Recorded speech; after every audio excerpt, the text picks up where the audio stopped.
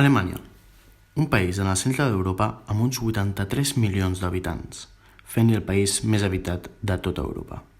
A nivell polític europeu i mundial és considerat un dels països més importants.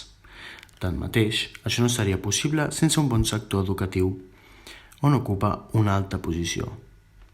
Anem a analitzar el seu sistema educatiu tenint en compte que està situat dins del Land de Renània del Nord-Westfàlia, especialment Aachen, on podem veure aquí. Tots els nens i nenes alemanys i alemanyes comencen l'escola als 6 anys al Grundschule, que seria similar a la nostra primària. La diferència principal és que la Grundschule acaba als 10 anys, és a dir, dura 4 anys, 2 menys que aquí a Espanya. Després d'aquests 4 anys, s'avaluen les capacitats dels alumnes i el tutor i el tutora fa una reunió amb els pares en què s'exposen capacitats de l'alumne i les seves opcions. En aquest aspecte podem dir que el seu sistema educatiu és molt més selectiu que el sistema educatiu espanyol i que quan es tracta de ser selectiu vol dir que el sistema alemany de Renània del Nord-Westfàlia comencen a seleccionar els alumnes a una edat molt més jove. Hi ha 4 opcions d'escoles per fer la secundària: el Gymnasium, el Realschule, el Hauptschule i el Gesamtschule. El Gymnasium és l'escola més exigent, el Hauptschule és el menys exigent i la Realschule té un nivell intermig. Finalment, la Gesamtschule és una fusió de les 3 altres escoles. En aquest cas, l'escola Pius d'Aachen està dins del Gymnasium.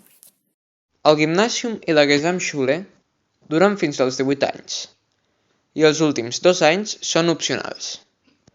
Un cop acabats aquests 8 anys, només els que han fet el Gymnasium i la Gesamtschule poden anar a la universitat. La Realschule i la Hauptschule duren fins als 16 anys. Els que han anat a la Realschule i a la Hauptschule poden accedir a la Berufsschule, el que vindria a ser la formació professional. Al Gymnasium, els últims 2 anys, hi ha 3 modalitats: ciències, ciències socials i llengües. Cadascuna d'aquestes modalitats compta amb 4 assignatures opcionals i els alumnes s'han d'especialitzar en una de les modalitats triant 2 assignatures d'aquella modalitat i una de cadascuna de les altres 2 modalitats. Si, per exemple, decideixen especialitzar-se en ciències, han de triar 2 assignatures de ciències, una assignatura de ciències socials i una de llengües, si decideixen fer-les.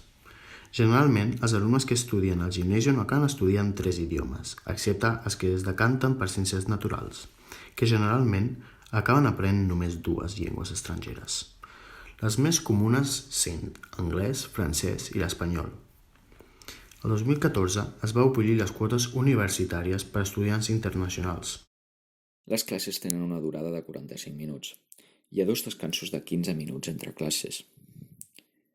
Hi ha 6 classes al dia, així que dona un total de 4 hores i 30 minuts de classe. En general podem dir que el sistema educatiu alemany de Renània del Nord-Westfàlia és més selectiu que l'espanyol. En els 2 últims anys del Gymnasium funciona més o menys com el batxillerat en l'aspecte de les modalitats en les que t'has d'especialitzar. Fins i tot coincideixen les edats.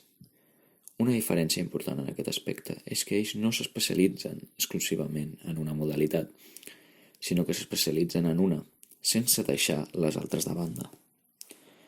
Per això fan una assignatura de cada modalitat, com a mínim.